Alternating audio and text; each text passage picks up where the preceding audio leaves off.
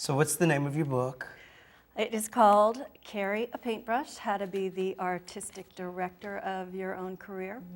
And it's all about how to, as I like to say, metaphorically carry a bucket of paint and a paintbrush with you everywhere you go. And anytime you see something you want to interact with, someone you want to meet, that you think about it, that you have this can of paint and you have a paintbrush and you paint a doorway and you open that doorway and you walk through it. And I call that moment creating opportunities for lucky Now, things. were you always an author? Did you want to be an author? That's my quick question. How did you come to that? I think this book was inside me for a really long time. I think more than anything is that a lot of people kept asking me to talk about my career because I've gone through so many different, versions of what someone can do for work. Not because I couldn't keep a job, but more because I was always expanding what I'm interested in. And you say all the titles you've had cannot fit on a business card.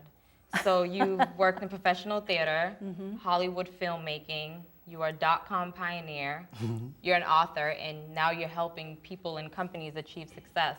So how did you end up moving between the different industries?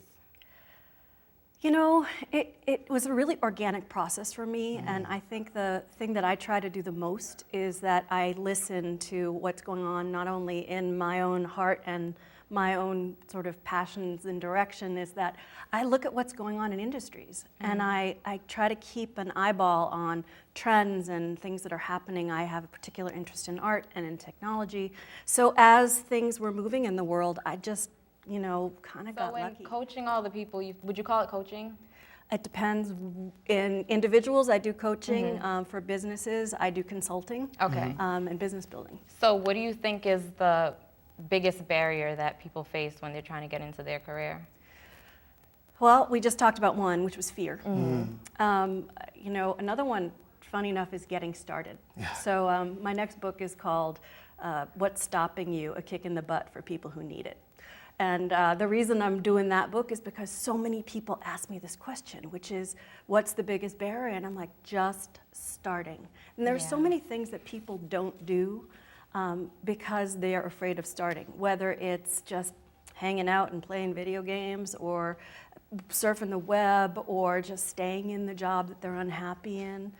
So one of the biggest barriers is actually not knowing where to start. And I am trying to always encourage people to embrace the blank page. People look at me and they go, well, I don't know, there's nothing there. And I'm like, great, write something. Yeah. Write something down and then think about that thing, and then you might scratch it out because it's absolutely the wrong idea. But you wrote something down, which means you started. We're going to ask you questions back and forth. Go for it. And she's the real journalist. I just get excited a lot. He's just being modest. Ah, come on, wonderful. Okay. Yeah. So other than that, right? Other than fear and these walls and these barriers, what would you say is a good thing to pick yourself back up? Is there something that you practice personally or that you encourage other people to do to practice when you get discouraged? Yeah, there's a lot of things I do. And it depends on who the person is. One of the things I do with all of my clients is I teach them a really simple meditation. And it's nothing I invented. This is something that sort of a lot of philosophers over time have talked about, from Buddha to Joseph Campbell to Wayne Dyer to Michael Bernard Beckwith. Wayne Dyer. Wayne Dyer's awesome. And if you don't know Michael Bernard Beckwith, I'll put in a big plug for him. He's from Agape International Spiritual Center in LA, and he's a genius. But a lot of people talk about this, which is that, and I'm going to say this from my perspective, I am not my mind.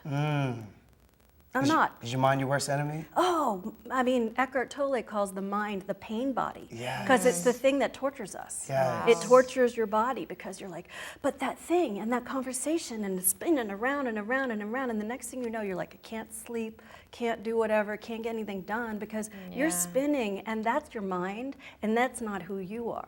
If you can separate yourself out from that spinning and go, who am I?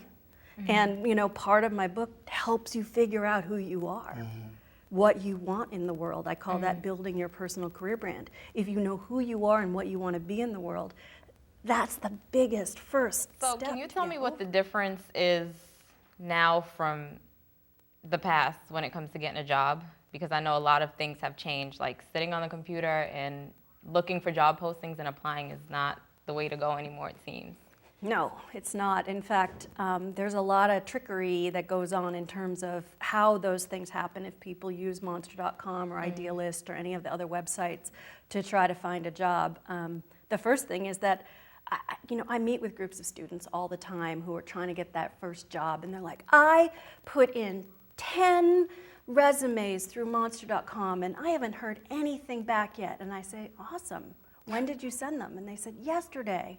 And I was like, and you think these big companies are just waiting to talk to you? Right. And Wow. then you and 50 other people sent in resumes. 50, how about 1,000? Yeah, minimum. How about 1,000? And so what happens is, you're just part of the pack in that case. And what needs to happen is not only you as a person need to differentiate yourself, but you as a digital person need to differentiate yourself. So the first part of that is that your resume has to have keywords that, when they're scanned by computer programs, match the kind of keywords they're looking for to fill that job. So if you have keywords A, B, and C in your resume, and they're looking for a job that is X, Y, and Z, your resume is going to automatically get kicked out. They're not even going to ever see it to consider you because you don't match from a artificial intelligence standpoint. So that's the first thing. The second thing is that 85% of all jobs nowadays come from either direct referral through a friend, or a former or current employee of a company. And you said that's 85%? 85%. That doesn't sound weird. Yeah. People like to work with people they know. That's right. Yeah. But that's not how it used to So work. in the book, you do speak a lot about rejection, or I'll say quite a bit, but I was surprised when I saw that you had a post-rejection reflection section of the book. So, Interesting. yeah. Why do you think it's so important for people to accept and celebrate rejection? Well, first of all, I think you learn the most from being rejected, because at that moment in time, you get to evaluate what is, what that person thought of you, or what you could possibly have learned from the experience of having and being and going through that process. Maybe you interviewed 4 or 5 or 6 people, or interviewed with 4 or 5 or 6 people as you went through that.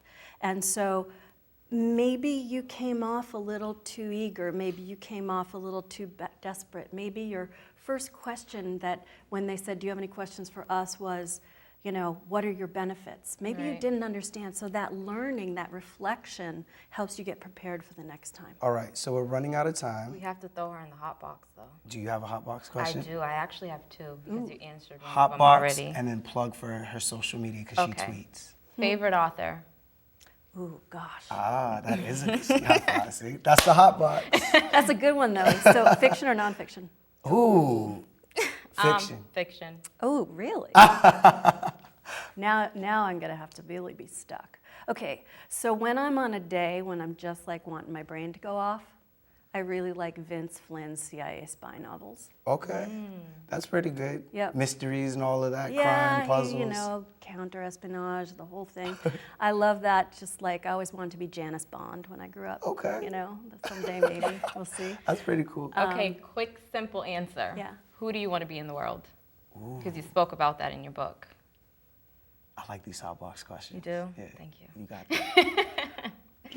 I want to be someone who can live life, enjoy life, show gratitude, have gratitude, and help people get to a better place, and really enjoy the process in the meanwhile. I think that's a good answer. I think it was 2. Where can the people find you? And your Twitter, book, Facebook, all of that. website? I'm Follow Susanne. Suzanne spelled Susanne. So I'm Follow Susanne kind of everywhere, on Twitter, on Facebook. It's SuzanneGoldstein.com if you want to get to my website. And I've just had a great time being here. You guys are Thank awesome. you. We had a Thank great time you. with you. Yeah.